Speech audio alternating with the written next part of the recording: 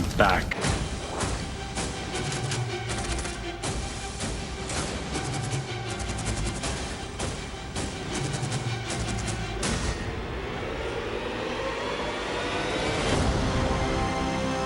Regresamos a pantalla 16:9 y continuaremos con el especial, el detrás de cámaras de En el Ojo de la Tormenta, la filmación del día después de mañana, ya después de haber visto un poco de la selección de las locaciones en donde se filmó. Algunas fueron recreadas y otras sí fueron directamente a estos países. Ahora seguiremos viendo más de la producción y ahora realización de los espectaculares efectos especiales. Aquí tienen.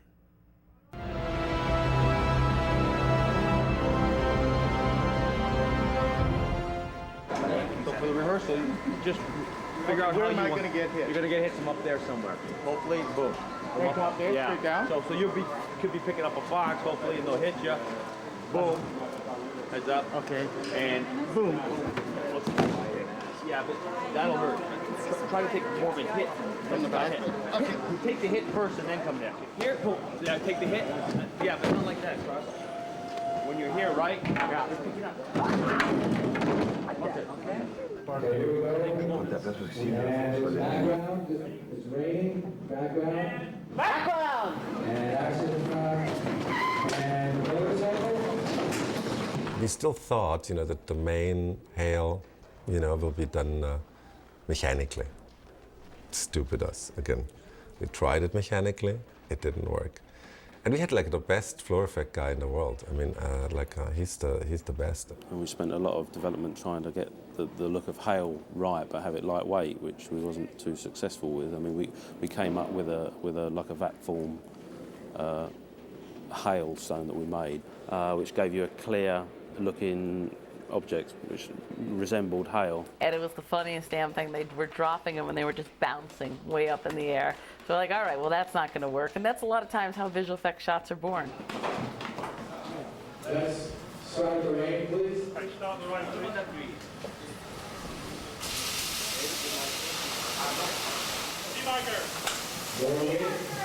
Forward. And then when we finally kind of shot it, we used real ice.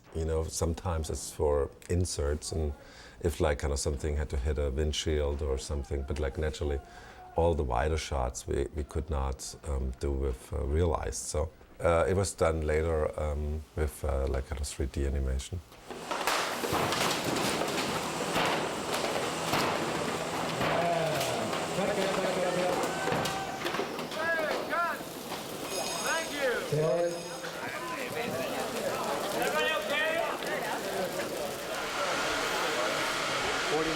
Yeah, 40 minutes. That means we have another one before lunch. Okay.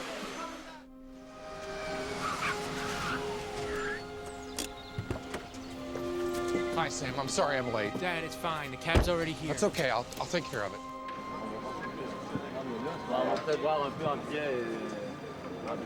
Dennis I saw in The Rookie while I was riding with Jeffrey. And then I saw additionally a long interview with him he had with Larry King. That also made me really like him. And next day I came to Jeffrey and I said, I think I found our lead actor. So here's what you want to do. You want to do these pieces. Yeah. Boom, boom. And his heel exit frame. Uh-huh. And then you have a close-up on Jake. Then we had only a last shot of Jake. We have 3 scenes together in the whole film, but it's nice when you respect somebody's work to be working with somebody like that. It's a lot nicer than when you don't respect their work and you have to feign it, And with him, I do, And there's something about the work that he does and the way he does it that I would love to aspire to. You're on Jake, the car comes, you go with the car, Dennis come out and bring it back into a 2-shot. So David, all the way down the street, wet down on both sides, the back one getting on house. And then I had 2 actors in mind for Sam, and one of them was, Jake, and I met with Jake, and I immediately fell in love with him. He's such a nice guy, such a down-to-earth person, and he's such a good actor. So I was I didn't even met the other guy. Cool. I mean, we don't have to or whatever. you're missing out on pure genius. 44, take one on A. Marker.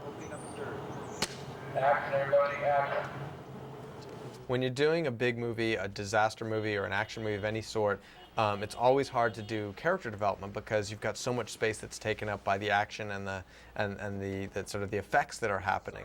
So you've got very small, narrow scenes to work with. You want to have regular people, you know, like kind of in extraordinary situation. And sometimes it's really interesting. The more ordinary the people is, the more the people buy in the extraordinary situation. You know, you have to just try and find ways to do things that make the characters feel real, and little moments that you come up with that allow people to say, oh, I understand who that guy is or what that person is about. In our case, it's like a father who is divorced and is very into his job, and in a way doesn't spend enough time with his only kid. You don't have to pay him anything. Here, will it take care of it? This one. Here. There you go. Thank you. So you brought the lima bean? Just get in the car, will you? Let's go.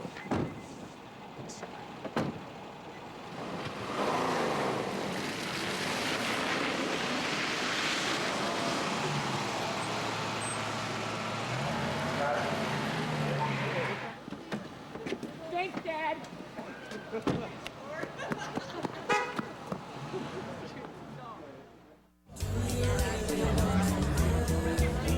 This place is so retro. It might actually be cool if it were on purpose.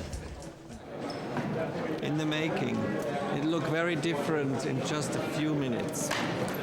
Look what's happening. Ah, la la, ay, and the lights come on. Roland is great to work with because he is very visual and because he has a great knowledge of the technical side of filmmaking as well. He actually lets me and makes me take risks, which is wonderful. I like about Uli, you know, is he never makes a big fuss about anything. Nothing is a problem, you know. With other cameramen, there's a lot of this is not working, that is not working, you know. He's like kind of this really calm person, very methodical, who then like kind of creates something which is incredible.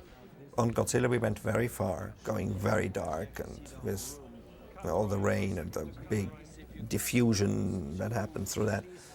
And here on The Day After Tomorrow it was a very different approach somehow, because it's a story that only works if you believe in it. I mean, so it had to be very realistic. We were shooting all these storms and they have to look believable. It's a what-if story, so you know, you have to be able to click in and go with it, and with the visuals as well. So it's very naturalistically photographed. We'd get Uli up into the art department all the time and say, what about this, how, you know, and talk about what walls pull, what ceiling's wild, what's he need, how does he want to light it, and that would be built into the design pretty much all the time. I think you're coming too close. Can you see that? Sort of the idea. Then we have to light the people who are in the room. Right now we just lit the walls. The most important is always the walls.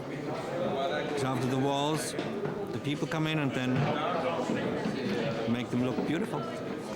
What lens is this? I actually do take photos on the set with a digital camera. It's a good consumer camera, a Canon G5 I have, and then I found there is a printer, the CP100 Canon, very consumer printer, a $200 item, and it gave me the possibility to really do a very simple printout of a lighting situation. I can within that judge what I actually have, what I shoot, and then it might not be exactly what I want, but I know that this is what is there.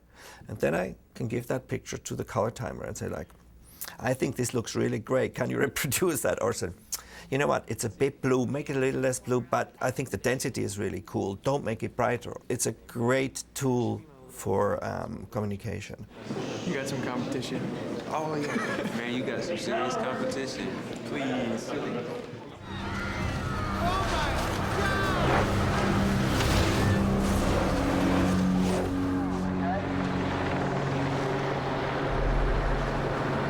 tornado sequence was pretty incredible. To be there on that day when we shut down 8 square blocks of Hollywood and we have a giant twin rotor helicopter hovering probably illegally low over us to create wind, and 100 extras, 50 cars, and just I think I turned and looked at my wife who was there that day, and this was all on your computer, at one point a couple of months ago, and to see it all being, turned into a reality that way was for me a real thrill.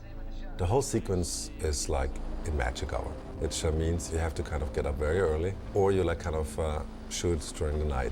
It was like kind of only 5 days, so I kind of thought it was really doable. Then the sequence itself, was really complicated because we had to kind of make a lot of wind, and we kind of decided to do it with a helicopter. So there was always a helicopter hovering over actors in the middle of the city. It was very, very hard to get the permit for that. What are you guys doing? You can't stay here. Go for cover. Go for cover. Good take. That was good. We were shooting very, very early in the morning, and the sun was coming up, and the light was getting wrong, and we had 5 or 6 cameras, and wind machines, and helicopters blowing everything around. It was crazy, because even with the scale of a movie like this, as much money as you have to spend on a picture like this, and it's substantial, you're always racing. It's always difficult, and when the sun comes up, I don't care how much money you have. When you lose the light, or when you get light that you don't want, or you run out of time, no amount of money can save you from that. Okay, let's go right away. Okay, right away. Yeah, one more. We can do one more. Resetting. The beauty of working with a director like Roland Emmerich as your co-writer and as the director is that the sky is the limit, but he knows as much about how to do a special effect as any of the visual effects supervisors probably. So he was our break, if there was any break at all in the imagination. I mean, we talk about a scene, and every once in a while he might say, "No, Jeffrey, we can't do it that way." I'd say, "Why? That's a great idea, Roland." And he'd say, "I can't shoot that. It's too expensive." And very rarely, but every once in a while he would say it because he knows.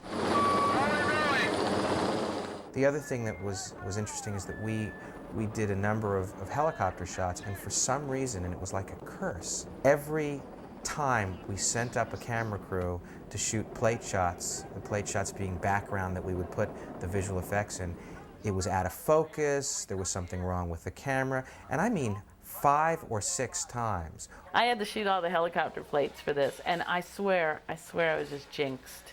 I mean, nothing went right. I swear to God, one morning the ignition was dead, wouldn't start. So we had a lens that was just out of focus, everything was bad. On one night when we were shooting down on Capitol Records at the intersection of Hollywood and Vine, I was shooting at the same time they were directing all these extras down on the ground. We land, it's their last night, they're all down on the ground, it's a wrap, they're all high-fiving each other. I get off of the helicopter and I hear, Karen? And I turn around, 1,000 feet of film had spilled out of the mag. The take-up side hadn't taken it, lost it. I'm like, oh my God, I gotta call Roland. And Roland gets on the phone, I'm like, Roland, I lost all 1,000 feet of film. He's like, you're joking, right? I'm like, I wouldn't joke about this. I mean, we were just doomed. Bob, you are not going to believe this. Cut! Stay here. I'll be back.